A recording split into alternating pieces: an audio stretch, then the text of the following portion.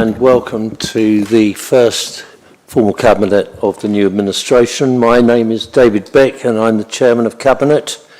This is being recorded and held in person at County Hall and is also being streamed live on the Council's YouTube channel. This meeting may be filmed, recorded or photographed. Anyone wishing to do so must inform me and ensure that it is done in a way that is clearly visible to everyone present. The wishes of any individual not to be recorded or filmed must be respected. If the alarms sound, we must evacuate County Hall. In the event of an emergency, please make your way to the nearest exit and meet at the muster point located on the main car park. In my capacity as Chairman of Cabinet, I will delegate running of the meetings to the Chief Whip, Councillor Justine Thomas. But before I do so, I just want to address the process for appointing an interim chief executive and subsequently the process for appointing a permanent chief executive. And to explain that, I will hand over to Kat Hewlett. Thank you. So I can confirm that there will be a short process this week in order to establish an interim chief executive, and further this week we will look to commence the process for a permanent chief executive, which, as you might imagine, will be a public process with an advert going out this week. Thank you. So I will now hand over to Councillor Thomas. Thank you, Leader. So the first item is to receive apologies and details of any substitute members attending. Holly, could you please provide us with details of any apologies? This morning we've received apologies from Councillor Pat Gould. Thank you very much. And next item, number 2, is the minutes. So before agreeing the minutes of the Cabinet from the meeting held on the 7th of April, do members have any comments on accuracy that have arisen? I appreciate that this Cabinet was not present at that meeting. So, thank you, Madam Chairman. In light that we've had no objections from the previous Cabinet, I think we can approve those. Thank you, Councillor Hunter-Clark. So, can Cabinet members please show their approval of the minutes? Thank you. Sorry, we're a bit windswept here with the fan. Declarations of interest. So, do members have any interest to declare on any items? No declarations of interest. So we come to item number 4, which is matters referred to Cabinet by select committees or by full council. The recommendation is on page 27. You'll find the report on page 27. So you're being asked to consider the recommendations from Strategic and Corporate Select Committee outlined in the report at section 1.3, responding to issues raised and providing feedback where appropriate. So does any Cabinet member have any feedback or comments on that report? Thank you. So the recommendations in the report have been considered. Are Cabinet happy to agree for me to respond to the committee? Thank you. Agreement. So item number 5, we have updates from the Leader or Cabinet members. Are there any updates? So one thing that I will note is that appointments to outside bodies are under consideration and will be confirmed once agreed. I understand the usual process is that they would be introduced at this first meeting. However, we'll bring those to the next meeting. Last week we heard of the sad passing of Michael Chenery. He was a Norfolk County Council member for Docking from 2009 until 2026 election and had been the chair of the Norfolk Records Committee for a number of years. I would now like to ask everybody in the chamber to join me in 1 minute silence. Thank you.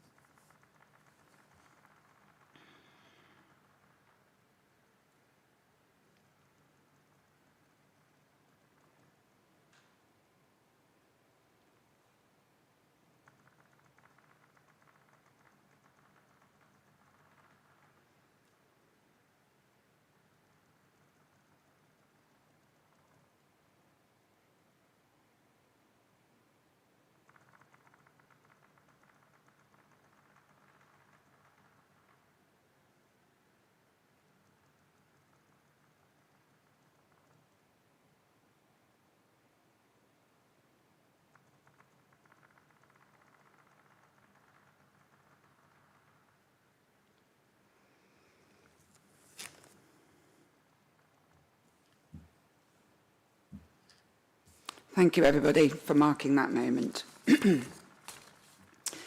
Item number 6, public question time. So we have had 3 questions from the public. We don't read these out in this meeting, and I can say that if you're in the chamber and you'd like to see these, there's a paper copy available, and also these questions and answers were shared on the council's website at 9:30 this morning. This takes us on to number 7 on the agenda, which is local member issues and or member questions. So we've had 30, I thought it was 31 actually, but I have 30 questions on the list. Again, all of these questions are published on the council's website, and there's also a paper copy available for those present in the chamber. So I believe we do have a number of members who are eligible to ask a supplementary question who would like to do so.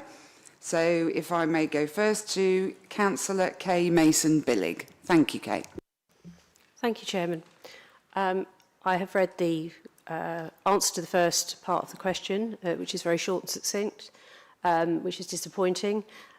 Can I ask that now that the new administration at County Hall has managed to offend the entire Ukrainian nation, will Councillor Bick be ripping up the MOU that was signed with the Lviv region in 2024, and does he actually understand what the implications of that would be?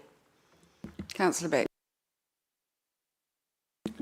No, obviously we won't be doing that. We'll be strengthening, if anything, the MOU. I should just observe that following the lowering of the Ukrainian flag so that only the St George flag, the Union flag, the Norfolk flag and the county flag fly above this building and any other civic buildings that we're responsible for, I've had some very warm communications from the Ukrainian ambassador, the first secretary of the Ukrainian embassy, and an invitation from the head of the Lviv region of the Ukraine to visit that region when we can make the arrangements. And I'm very grateful for the very warm responses that I've had from the Ukrainian state. And obviously we continue to support them wholeheartedly in their endeavours to repel the Russian invaders. Thank you. Thank you, Councillor Bick. Thank you, Councillor Mason-Billig. I believe we have Councillor Joe Smith, who is eligible for a supplementary question. Hello, Councillor. Hello, yes, I've too read the response, and my supplementary is, can the Council confirm that the NFRS Oversight Group will continue its valuable work? Who's the question posed to, sorry? That would be whoever covers fire and rescue. That's Councillor Gould, and he's not available. He's not here today. Can I intervene, having been on the oversight group, and on behalf of Councillor Gould, it most certainly will continue. Thank you, Councillor Smith. I believe we have Councillor Davis. Welcome, Councillor Davis. You have a supplementary. Thank you. Yes, can I, I'm just taking them in order. I believe you're allowing, unfortunately Councillor Maxine Webb can't be here because of family issues. Can I ask a supplementary on behalf of her? Please do, and then you can ask your own afterwards. Yes. Does that make sense? That's fine. Okay, thank you. Just want to be clear. Yes, so thank you very much for the answer to Councillor Webb's question. This is the supplementary. Spending 1.59 million on legal fees for appeals, which mostly, 99% nationally, go against the council, is an extraordinary waste of taxpayers' money. The mediation service is also overwhelmed and not meeting the deadlines needed to prevent appeals proceeding. Will the Cabinet member meet with Councillor Webb and commit to looking at how the council can do things differently to help get more cases resolved without the need for tribunal and legal expenditure? Thank you. Thank you. And so then that question is for? That's from Councillor Maxine Webb in response to, on the papers, 7.16, the question on send tribunal appeals. So that's a question for Councillor Atkinson. Yes, thank you for the question, and I'm happy to meet with Councillor Webb to discuss this. Thank you very much, Councillor Atkinson. Thank you. Would you like to follow up with your own question, Councillor Davis? Yes, thank you very much. So in response to question, it's 7.17 on the papers from myself in relation to net zero and climate-related initiatives. Thank you for the answer. Given, this is my supplementary, given the implicit suggestion that reducing carbon emissions through reaching net zero and the declared aim of the Reform Party is to do away with net zero initiatives, can the leader indicate what factual evidence exists that is contrary to the overwhelming scientific evidence which states we must all reduce our carbon emissions as a matter of utmost urgency if we are to address the accelerating increase in global temperatures, which will have a catastrophic impact on our health, livelihoods, economy, and our ability to sustain a healthy planet on which to live comfortably? Thank you. For the leader, I believe you said. I did. Thank you.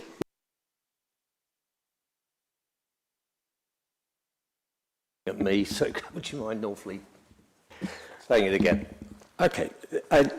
I'm saying to the leader because it was a declared policy in terms of literature that had been put out by the Reform Party to do away with net zero initiatives. So I'm asking for what evidence exists that is contrary to the overwhelming factual scientific evidence which states we must all reduce our carbon emissions as a matter of urgency as quickly as possible under the Paris Agreement. Okay, so I think we're all agreed that clean air, cleaner environment is desirable. We all subscribe to that. But the scientific evidence to which you refer is far from conclusive. And what is certainly the case is that in our dash to net zero, we're importing carbon emissions from high carbon emission states. So that's why we're taking the view that we'll adopt net zero approach where it makes sense and where it represents value for money.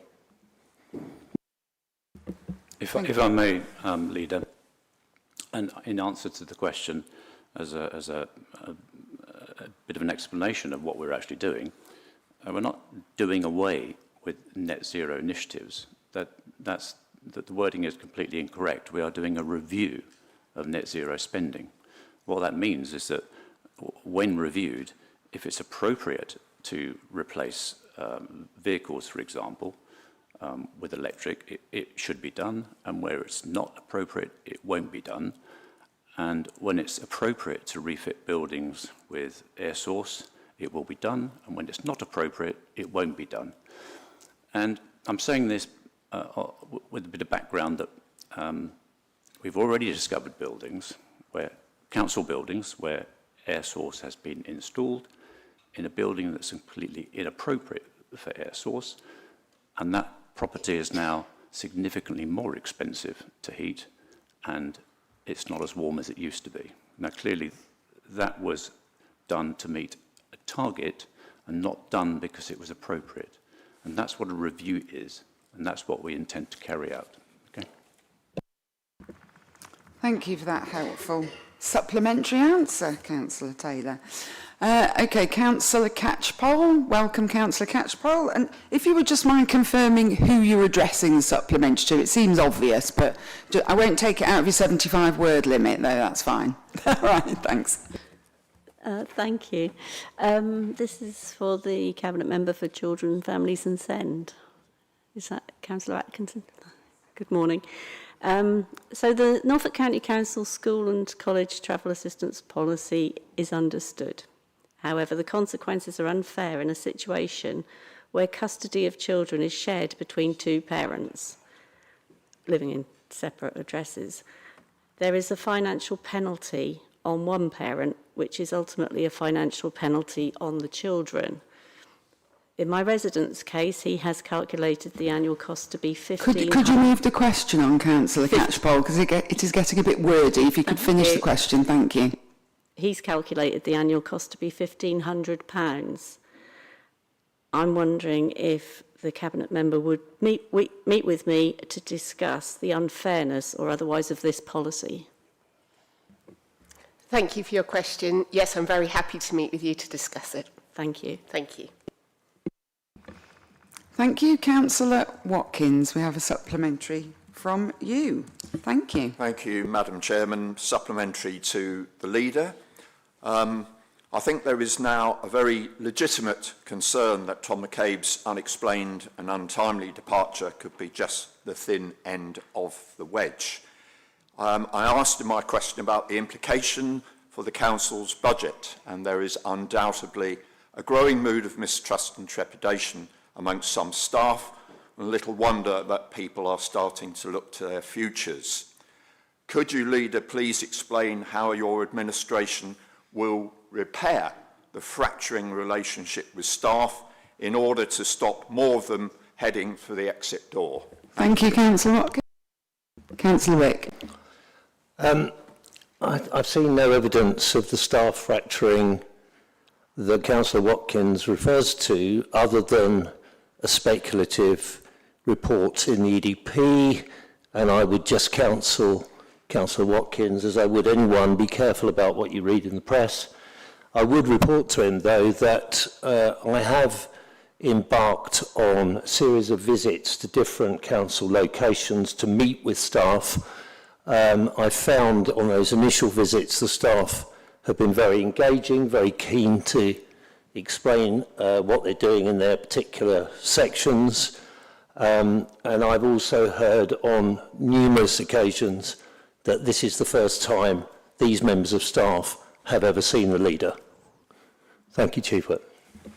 Thank you, Councillor Bick. We're now moving on to Councillor Webber, who has a supplementary to number 27. Thank you, Councillor Webber. Thank you to Councillor Bick for his answer to my question, and I have to say that I do agree with you that the three unitary authority model of LGR doesn't really make much sense. However, all of the available evidence points to larger unitary authorities saving council taxpayers millions of pounds through reducing duplication and overhead and through better procurement of services. What evidence does Councillor Bick have to suggest that dismissal of both the one and true unitary authority models of local government reform will actually benefit this county? It seems very short-sighted. I think the first approach I've taken personally to LGR, and I think my colleagues share this view, is that reorganisation of local government from time to time is often merited and necessary, as it is in any organisation. But the best time to do that reorganisation is when the country is going through a period of economic stability. We have the reverse of that at the moment, and my view certainly is that to try and conduct this reorganisation in a period of high instability is bordering on lunacy. I have to say also, though, that while I accept that there are better economies of scale to be achieved with one unitary, I remain very sceptical about savings on any reorganisation. And I'd just add to that that the cost of doing this is enormous, and we've had inadequate undertakings from government about how that's going to be financed. So for the time being, we feel that no local government reorganisation is the right answer for Norfolk, but that shouldn't rule out sensible reorganisation in the future. Thank you, Councillor Bick. And then I believe this is the final question, last but not least, certainly Councillor Varley. Thank you. My supplementary question is to the Leader of the Council, Councillor Bick. I thank him for the response to my written question. Now, last week, Councillor Bick decided to cut the local member fund. There was no discussion, no vote. He just decided. This fund has been fundamental in our communities, ensuring that solutions can be funded directly for localised issues. Now, Reform has stated that they want to ensure that decisions have a great impact for our communities, and this decision will certainly do that, but not for the better. Can I ask the Leader will he strongly consider revoking this decision and allowing members to be involved in this process, which will have detrimental consequences for all our communities? Thank you, Councillor Varley. Councillor Bick. Thank the councillor for his question. There are a number of factors that contributed to this decision. The first is keep in mind that the local member fund was originally carved out of the highways budget. It was originally intrinsically part of the highways budget. What the rationale was at the time for carving it out like that, I had no idea. But what we are currently persuaded of, both myself and Councillor Dickerson, is that we can get a bigger bang for the residents' buck by allocating the money on a highways regional basis. Certainly highways are of the view that we will get something like a 25% increase in value from doing it this way. That obviously has to be tested, and as I've said to one of the councillor's colleagues last week, we're happy to revisit this if that doesn't happen to be the case. I think it's also worth noting that the local member fund inevitably leads to at least 84 separate projects and the amount of officer time that takes up. So there's another reason why the approach we're adopting now appears to us to be a lot more rational.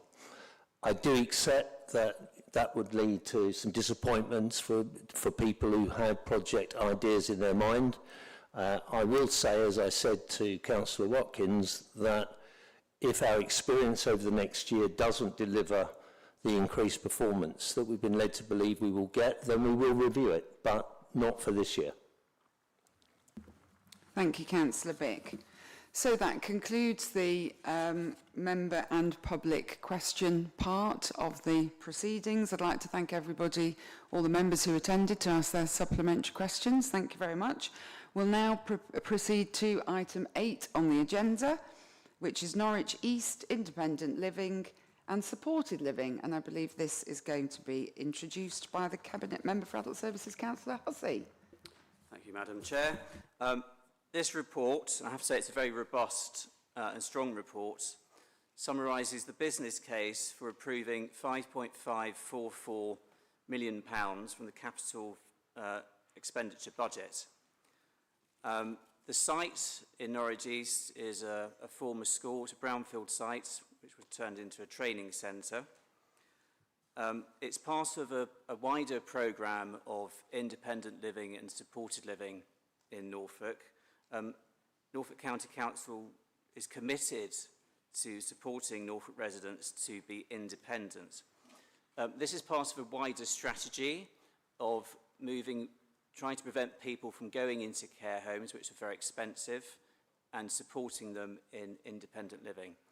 Norfolk has quite rapidly ageing population, so it's important that we invest in these schemes. This is just one of a programme of several schemes across Norfolk which are at various stages of development. So there's an excellent number of these schemes in progress now. One of the great benefits of this is that the investment that we will get from this, it's one of the cases where you invest money and you will get money back in the future. There are a number of rooms here. So the site was tendered by Norfolk County Council for affordable specialist housing. The development will provide 127 socially rented homes comprising of 77 apartments for independent living, 22 apartments and bungalows for supported living, and 28 general need family homes. And just a word for some people who may not understand the differences between the two. Independent living is the term for housing which is designed for people who are older than 55. You may be surprised to know that that's classed as old age here. Supported living covers a range of housing types for adults with care and specialist support needs. Thank you. Thank you, Councillor Hussey. Do any Cabinet members have any questions or comments? Councillor Butler. Thank you. Thank you. Yes, with my efficiency and performance hat on, I'm struck by the fact that this initiative doesn't just improve outcomes for the residents or the people who actually hopefully will have a better independent living situation, but also it seems to be saving annually about 1.2 give or take. Now, obviously that needs to be, you know, we need to see how that actually works out in the mix. But I just wondered if Councillor Hussey could just give us a sort of an explanation of how that's achieved, both better outcomes and cost savings, because I think often the metric, certainly from central government, is if we just spend money at stuff, it gets better. And we know that's not always the case. Thank you, Councillor Butler. You're completely right. So this scheme, when it's fully fledged, will be saving 1.2 billion a year. The whole portfolio of building programmes that we have is projected to save £18 million per year when they're all online. So this is just the type of case that we need to be supporting, because this is investment which will save the council lots of money in the future. What we don't want to happen, and what the strategy is for the council, is to prevent people from going into care homes. That's super expensive and also a worse outcome for the people who are going into the homes. If they're living in independent living, it's great value for the taxpayer and also a great outcome for the people living under independent means. Thank you. Councillor Atkinson. I just wanted to follow up because a lot of the families that I work with have changing needs over time. And I just wondered if you could give us a little bit more about why developments like this will help them and let them know that support's available. The reason that these schemes are so popular is that people have real independence when they go in there, and they have a much better quality of life. So if they go into a care home, the outcomes are not as good, and as I said, it's very expensive for us to fund that. Thank you. Any other questions or comments? Okay, so we are going to go to the recommendations. So the recommendations are at page 32. Hopefully everybody's got sight of those. I'm not going to read them all out. Could I ask Cabinet members to please raise their hand to signal your approval of the recommendation? They are approved. Thank you very much, Councillor Hussey. It's an encore from Councillor Hussey. Now it's number 9. On the agenda, the Regulation of Investigatory Powers Act, which I believe is also known as RIPA, 2000 and 2016. Thank you. Thanks again. Yes, indeed, it's known as RIPA. RIPA controls and regulates surveillance and other means of information gathering which public bodies such as Norfolk County Council employ in the discharge of their functions. The primary purpose of this is legislation as a framework for the council to balance powers that the council has to prosecute with people's right to privacy. There have only been a few, last year there were just a few cases which these powers were used, 3 in total. They were all for trading standards, which is why I'm presenting it, because trading standards comes under the portfolio.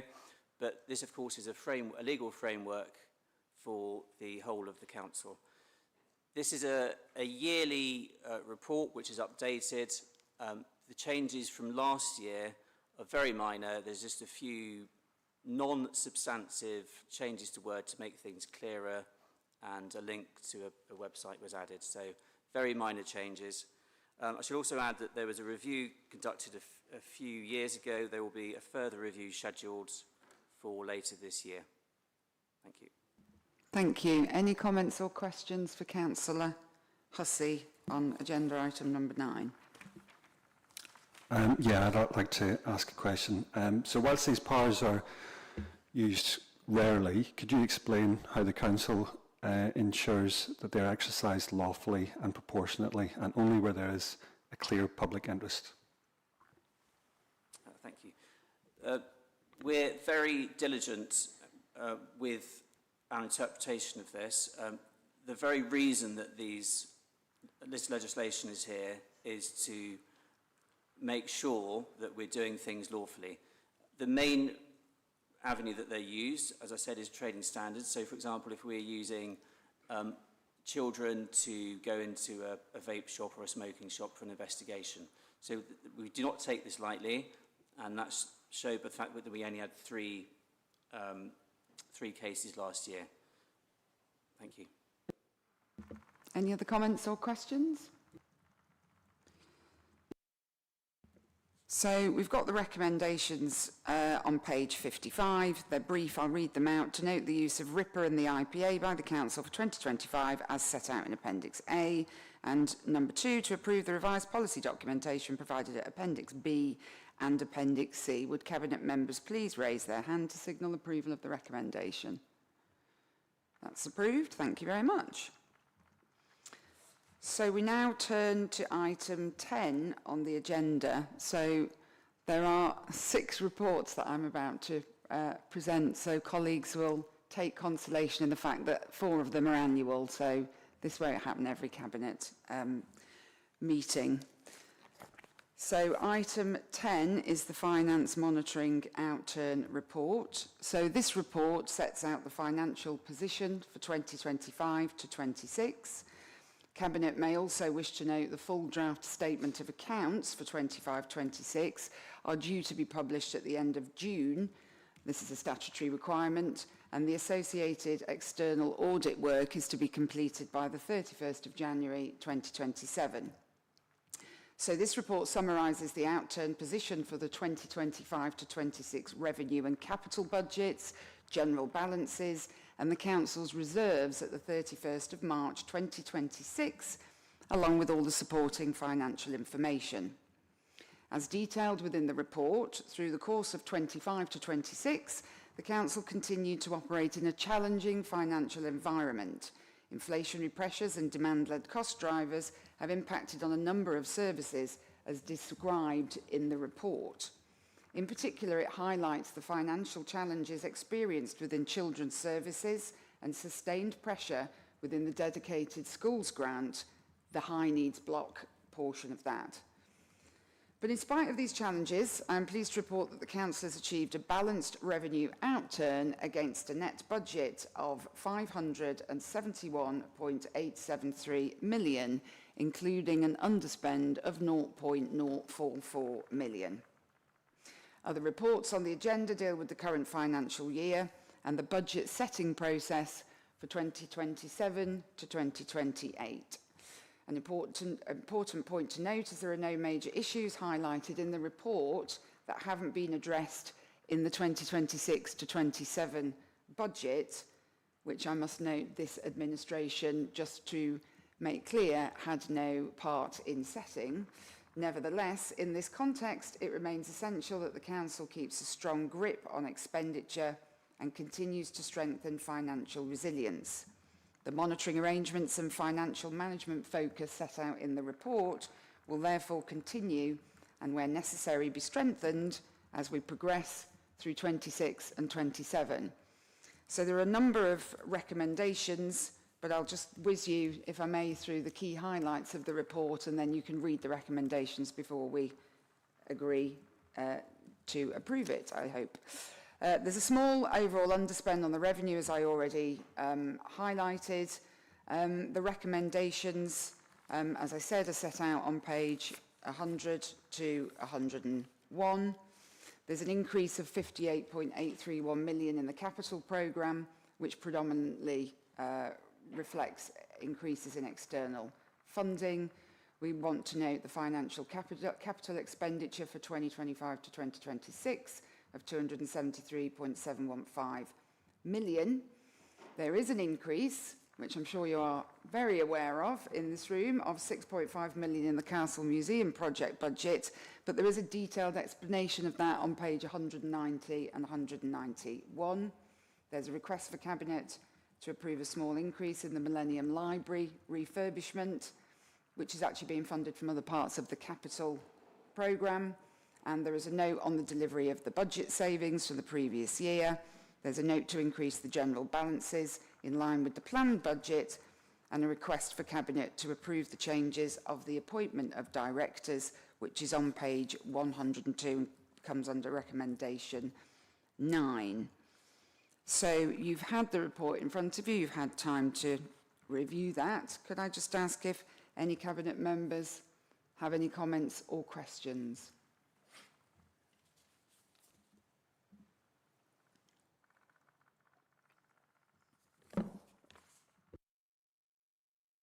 Okay, thank you very much.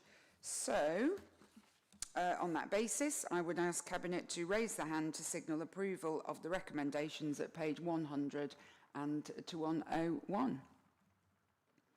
They're approved. Thank you very much.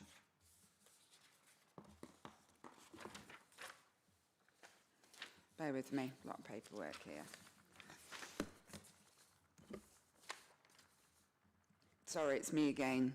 Number 11, the annual Treasury Management Outturn Report, which is on page 192 of your papers. This is for 2025 to 26.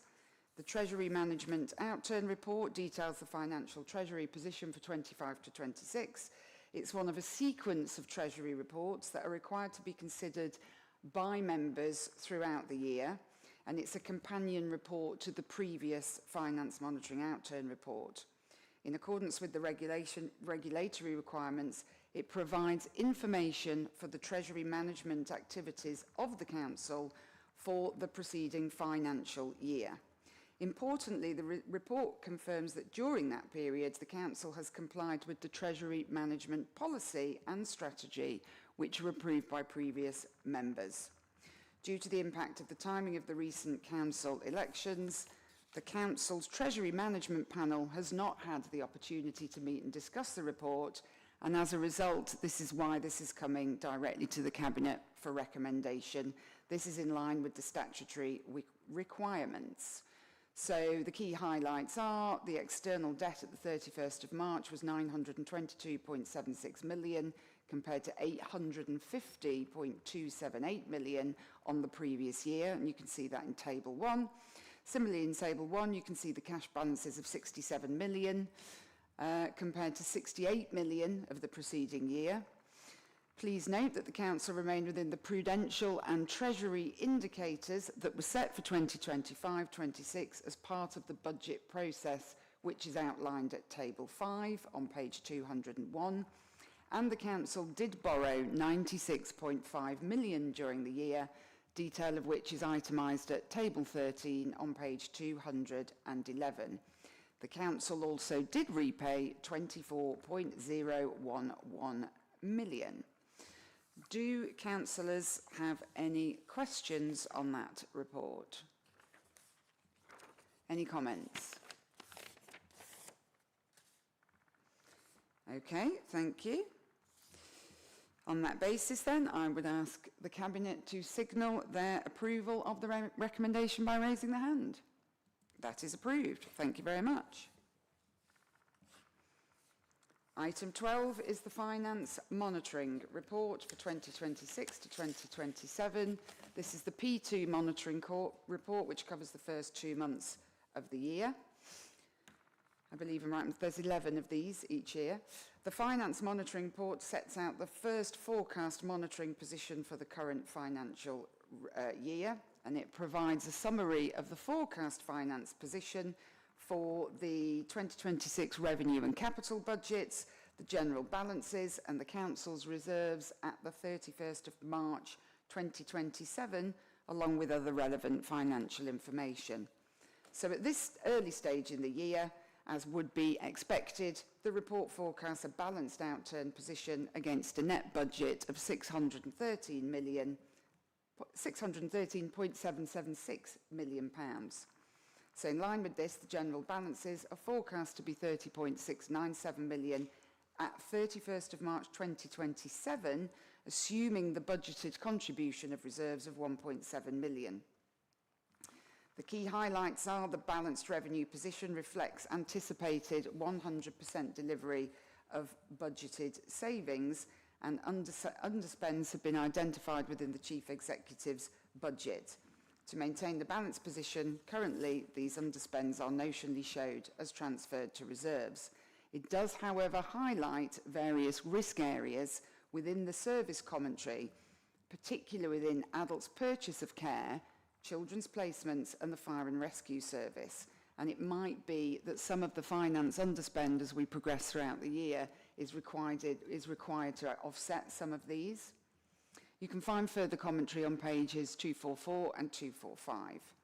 So you've got the recommendations on page 237 to 238, which include changes to the capital programme, reflecting additions of schemes previously approved by the Council in February 26, addition of new external funding, the Disabled Facilities Grant, and the reprofiling for future years within the approved programme. We also see a proposal to transfer a 5.5 million contribution to the DSG deficit budgeted for the Safety Valve programme to the NCC Send Local Contribution Reserve. So together with the 3.15 million set aside in the outturn report, this should substantially provide for the 10% local contribution which is required as at the 31st of March 2026. There's also recommendations for approval by Council of grant funding receipt, and to note the individual Cabinet member decision regarding the experts at hand grants. There's a recommendation to approve the write-off of 10 bad debts over 10,000. This totals £168,340. Do Cabinet members have any questions or comments? Councillor Butler. Me again. Obviously, the idea of financial reporting is for us to identify if there's going to be a problem with spending before it becomes a problem. So how are these reports going to help the Cabinet to keep a very strong grip on spending? Because that, to me, seems absolutely essential to enabling the Council to keep delivering high-quality frontline services. I think is that meant for the leader? Well, the leader or your budget, aren't you? Yes, no, absolutely. Yeah. Probably, Harvey, if you can give a sort of more technical response to that question, I'd appreciate it. Thank you. Thank you. The purpose of bringing these reports on a regular basis is to do, just as the Councillor has outlined, is to ensure that members are cited on any financial pressures or benefits in terms of the overall council's finances. Clearly, the Constitution requires the council officers to work within the existing budget once it's been set by members. However, if there are any deviations, then clearly we seek to bring those to members at the most earliest opportunities so that where possible corrective action can be taken, and if on occasions through increases in demand it's not possible to mitigate the increased costs, that can then be appropriately reflected in the budget or the following year's budget to ensure that the council manages within its resources. Thank you. Thank you, Harvey. I think obviously the regular monitoring means that we're not exposed. We can see what the financial pressures are going to be, and then we can manage those pressures at an early stage. And obviously it's very important that we have transparent financial reporting throughout the year, so we're just kept completely aware. Obviously we want to protect our frontline services, but also we want to maintain financial resilience as well. So I think it's a balancing act between those things. So we've had the question from Councillor Butler. Does anybody else have another question on this item or any comments? No? Okay. So we will move to the recommendations, which are very long, and you've got them all in front of you, and I've given you an outline already. So I would simply ask Cabinet if they agree to approve these recommendations. The recommendations are approved. Thank you very much. Strategic and financial planning, agenda item 13. This is the report for 2027. This is an annual report which begins the budget process for the next financial year.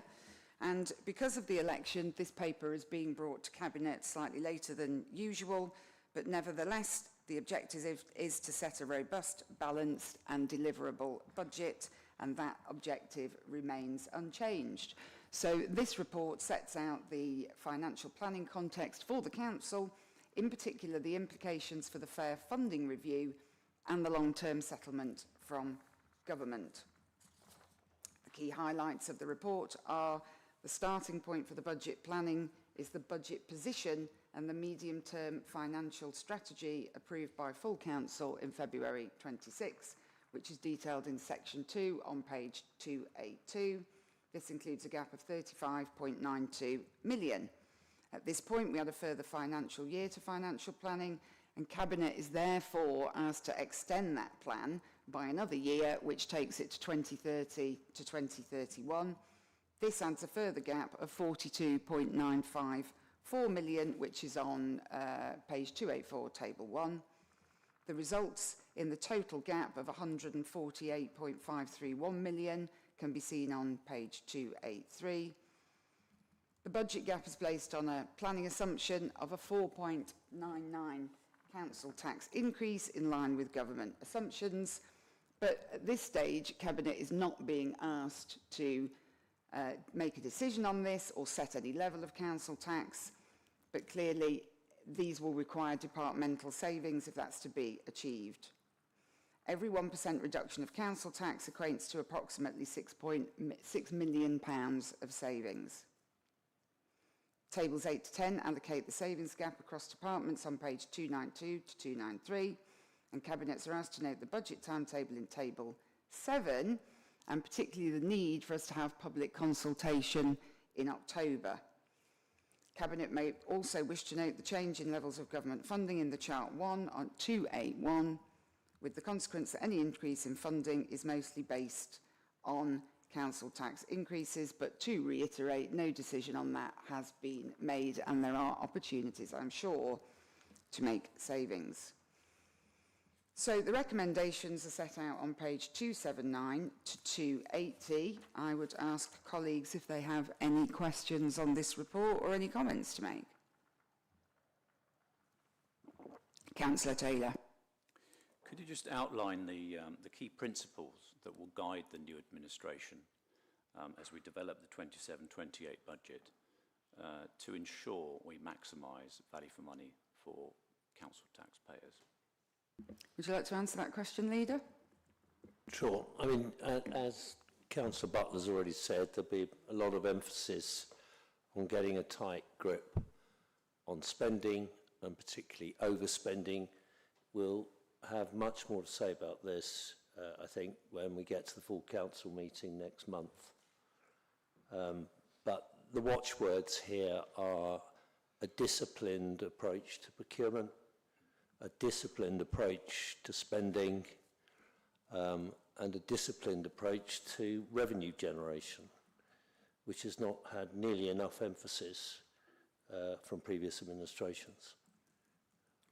I think that's all we're prepared to say at this point, whilst a lot of reviews are going on.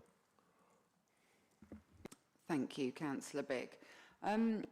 I think actually it's just worth asking, I don't know if I can bring Councillor Butler in here because it's a salient or relevant point. So I think everybody in the room is aware of the recent newspaper article about the Castle Keep and the overspend, and we've seen it in the papers here. So it does, or it may appear that the overspend continued for quite some time before decisive action was taken. So given your cabinet role and your portfolio, perhaps you can outline the sorts of changes that we might be making in terms of project governance so that cabinet can receive more information before projects go off course. I know we've got the financial reports. Harvey's very kindly just outlined to everybody what they're for, and that acts as a sort of radar, but perhaps you can say what you're doing in your portfolio. Thank you. Yes, some people fear me, but I don't know why, but most people are really keen to engage. I'm not looking to cause any trouble with people running departments or middle managers. What I'm interested in doing is getting to the bottom of why we have failures or overruns or why things go off course. And I think there's no bad intent here. I think everyone wants to have a good project or a good outcome. But what I've been finding when I've looked at all the different work streams, and I go across all the different departments, is there is normally a root cause failure. But there are lots of other things that come together. And so what we are, the single biggest thing we can do to rein in project overspend is introduce something called the Gateway Framework. Now, this is a framework which the Department for Transport requires all very large projects that are funded for NCC and they are normally 70, 80 million pound type contracts. But for some reason, many, many years ago, we dropped doing this for any contracts that we were doing ourselves. And what the gateway principle, and it's not the magic wand, it's not going to solve all the problems, but what it does is it has 5 stages, and right at the beginning of the stage is the business case, the evidence business case. The second stage is, do we have the internal resources? Have we got enough budget? Have we got the right professional oversight in-house, or can we procure the right service out-house? So if you take I won't go into specific contracts, but if we just had that framework in place, it stops us going down the wrong track at the beginning. For instance, with a tender or a project that just doesn't make any sense, or it's not a priority, or it's not important now. But more importantly, it brings in the proper oversight for how we're going to manage this project. So if you take the Castle project, if I actually ask who was responsible for this, that, and the other, I get lots of different answers. And then I also get answers that, well, these are very professional people and they've got a track record. But all put together, it didn't work. So we will be bringing in the gateway. We are waiting for for the officers to give us a recommendation for where that limit should be, because not all contracts need a gateway framework. But for the substantial contracts where they have got a potential to really impact in-year cash spending and going off course, we will be bringing that process in once we've had advice from the officers as to what's the appropriate level and how we resource that. Thank you, Councillor Butler. Well, I'm not seeing any other comments or questions on item 13, so I would simply ask Cabinet members to raise their hand to signal approval of the recommendation. It is approved. Thank you. Item 14 is the quarterly risk management report. So the purpose of the report is to set out the latest corporate risks for Cabinet to consider and agree following the officer review and update of the Council's corporate level risks. The key components of the report are Appendix A of the report at page 306, which details the key changes to the corporate risks. This is since the last report in April 2026. Appendix B at pages 307 to 310, which provides a visual heat map of where the risk sits in a 5x5 table. And Appendix C, pages 311 to 357, which gives full detail of all corporate risks. And the key changes to the corporate risks within the last quarter are detailed in Appendix A. I would simply ask if any member has any comments or questions on the risk report. Okay, so Cabinet members, would you please raise your hand to signal that you approve this report? Thank you very much.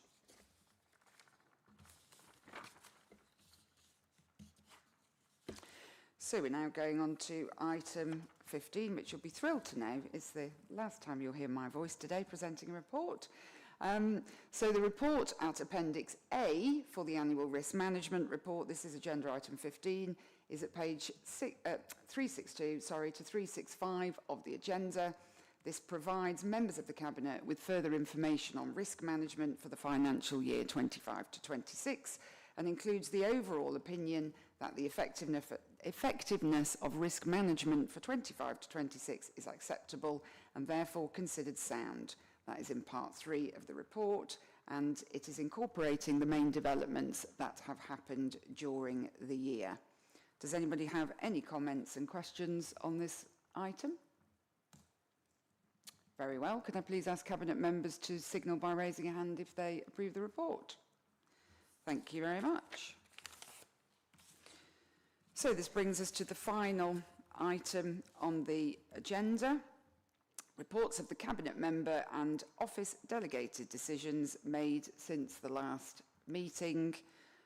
We have 4 decisions to note that have been taken. The acquisition of a new residential property in Hoverton to host a 3rd new roads hub. This was made by the Cabinet member for Commercial Assets and Revenue. The Norwich Nelson Ward prohibition of waiting restrictions decision, which was taken by the Cabinet member for Highways and Transport. The decision to change the flag protocol, which was taken by the Cabinet member for Strategy and Local Government Reorganisation.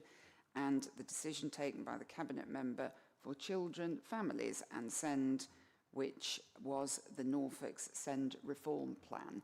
I am aware that on this item we are actually noting the reports, but is there anything you wanted to add, Councillor Atkinson, to that? Because obviously it's a very important, very high-profile report, a very most important part of what our council offers in terms of services. Of course, thank you, Chair. Yes, essentially, this report sets out how we're going to deliver the first phase of national reforms for children and young people with special educational needs and disabilities. The plan is important for children and families, but it's also financially critical for Norfolk. Approval by the Department of Education at first submission is expected to secure around £195 million towards the cumulative high needs deficit. Any delay would have a material impact on the Council's cash flow and wider financial position. The plan builds on a lot of the work that's been done already and focuses on expanding our local SEND provision, strengthening inclusion in mainstream schools, and develop our local first inclusion model. These are important foundations, and it's important that we build on them. However, demand continues to rise. Norfolk has a higher than national proportion of children identified with SEND, particularly around social, emotional and mental health needs, and families' experiences are still too inconsistent. The reform plan gives us the opportunity to respond by identifying needs earlier, strengthening support in mainstream settings, and expanding access to specialist advice, and continuing to invest in local provision so more children can learn closer to home. This is a jointly developed plan with our NHS partners, schools, settings and families. Norfolk is choosing to publish it because transparency is the right approach. It shows the scale of the challenge, the progress already made, and the direction of travel for reform. This is the first phase of a longer journey, and the plan will continue to evolve as national policy develops and as we learn from implementation locally.